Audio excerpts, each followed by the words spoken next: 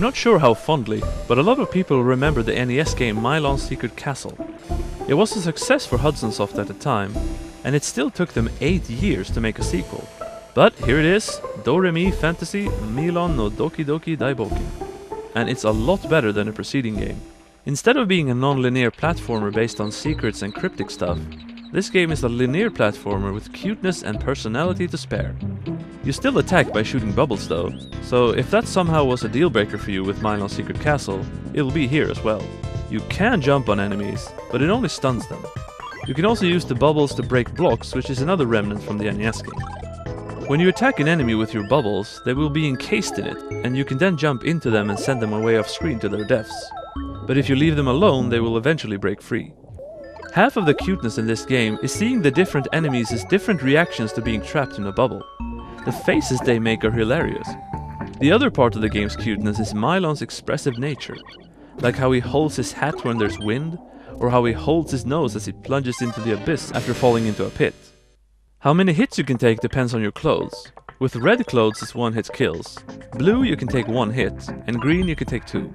There are also 3 special items to pick up. The first is the candy, I assume bubblegum, as Milon uses it to float back up after falling into a hole. The second item are winged boots that let you slow your descent after jumping. And the third is a key that has the simple and obvious use of opening a locked door.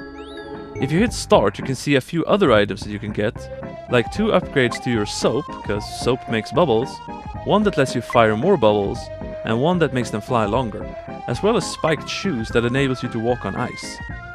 The game is about collecting instruments that you get from beating a boss, sort of like Link's Awakening. Speaking of music, instead of coins you collect music notes, and after getting 100 of them you get an extra life, of course. The game starts out very easy, letting you get involved in its cute atmosphere, but I've heard it gets hard in its later parts, although I haven't played that far myself. But if you need it, there is a good password system with only 4 letters to remember. The game also starts out very straightforward, but gets more intricate as it goes on.